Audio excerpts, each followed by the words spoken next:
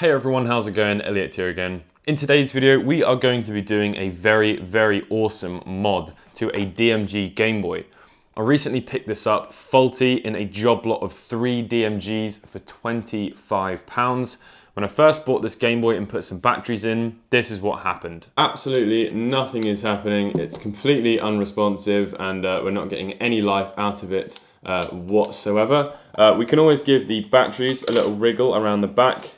And oh, I did see something there for a second. If we get the sweet spot, we might get that coming back again. Oh, there we go. Hey. Just like that, it's on. So initially, I wasn't actually going to mod this Game Boy, although halfway through, I sort of thought I'd like to switch this up. And by switch, I mean add a touch sensor.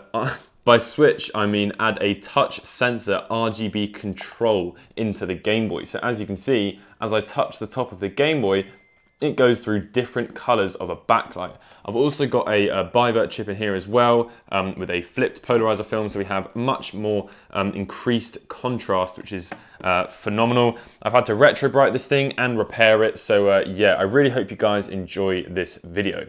Big thank you to NordVPN for sponsoring this video. This is the 4th and final sponsored video in our campaign together, so big thank you to them for sponsoring 4 videos on the channel. If you'd like to hear more about NordVPN, stick to the end of this video where me and my friend created this really cool advert for them. The final thing to add is that this isn't really going to be a tutorial. If you would like to see a tutorial on this, let me know in the comment section below and maybe it's something that I could do in the future. So for now, this is sort of going to be just covering what I'm doing as opposed to how to do it. Without any further ado, enjoy the video. So the first thing we're going to do is take apart the DMG Game Boy and thoroughly clean it. To do this, you're going to need a tri-wing screwdriver, a Phillips screwdriver, access to a sink, and some damn hot soapy water.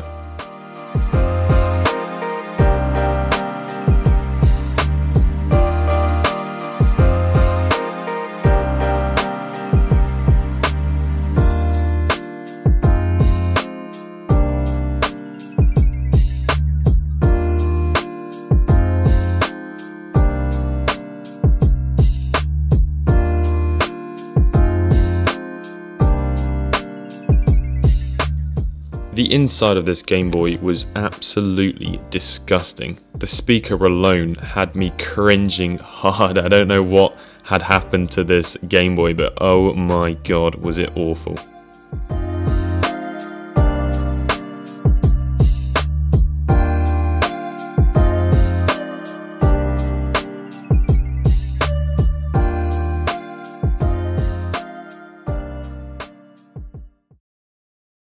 Next up, I took some isopropyl alcohol to the motherboard and thoroughly cleaned everything.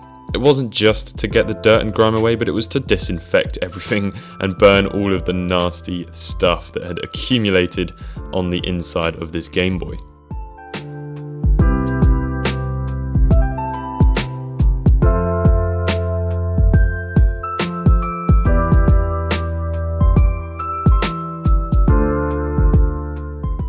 In order to get the volume and contrast wheels nice and smooth again, drop a little bit of isopropyl alcohol on the inside of the wheel and just continuously turn the wheel.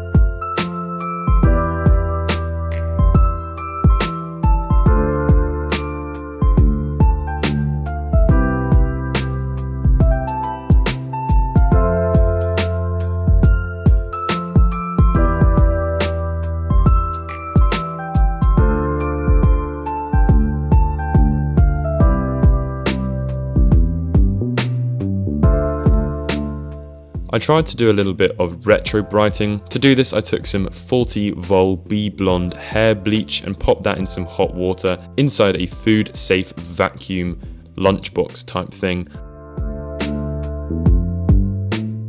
I then put that outside in the sun and I decided to show off a little bit.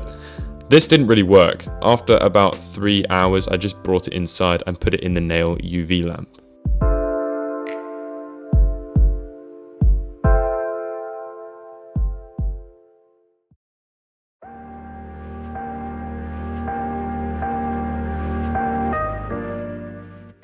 I decided I wanted to mod this Game Boy. A friend of mine, Sean, has created this very cool RGB control, so what I did was remove the reflector from the back of the screen,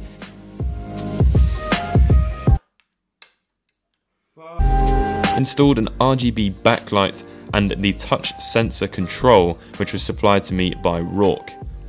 In the process, I managed to smash a screen, so I had to use another one. So this is the little chip here, and you obviously have to apply a bit of solder to each of the points and also onto the RGB backlight.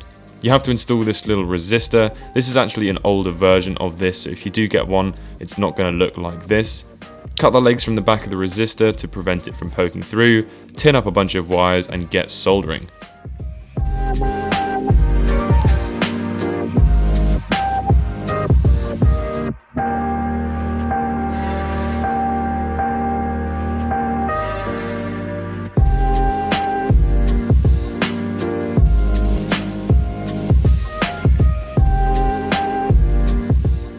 Once you've threaded the wires through to the other side of the board and mounted the little board, you're going to want to find a spot for that touch sensor to go. In order for me to install mine, I decided to just cut a little bit of plastic up at the top of the Game Boy.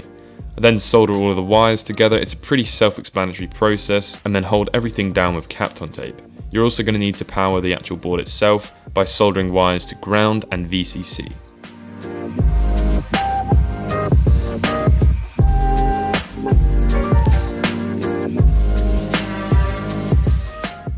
After this, you could see that the Game Boy was now touch sensor controlled and flowing through the different RGB.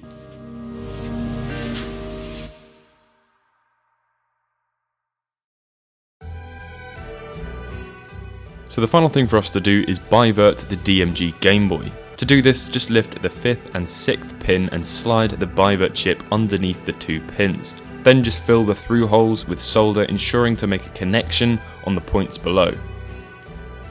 After this, it's just a case of screwing everything back together.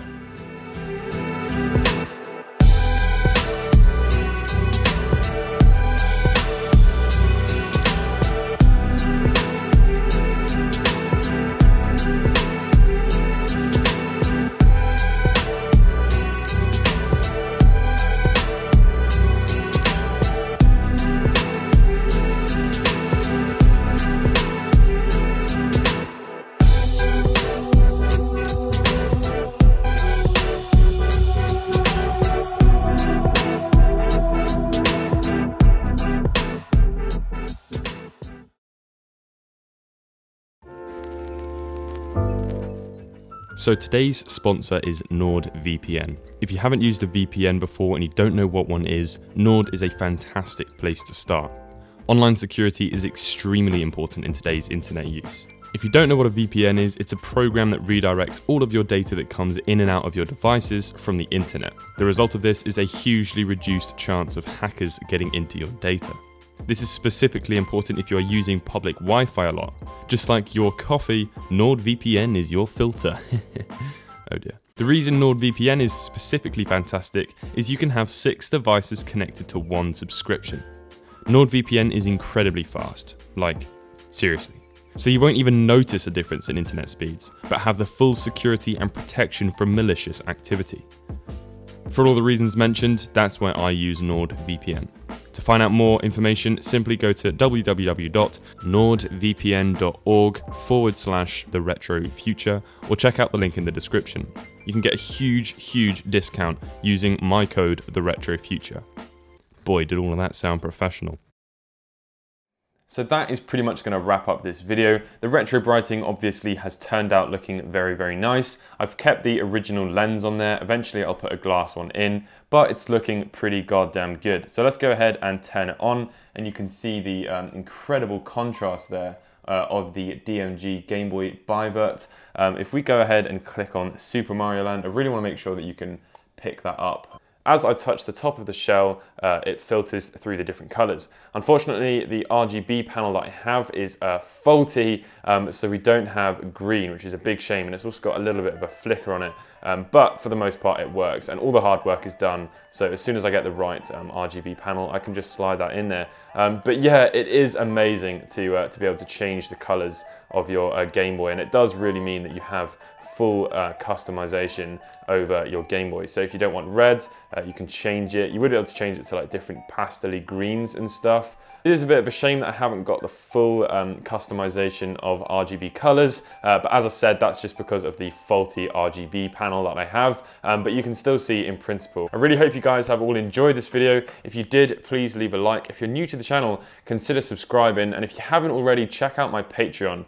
It's a very, very helpful thing for me to have your support, and if you do enjoy the videos, I would very much appreciate it.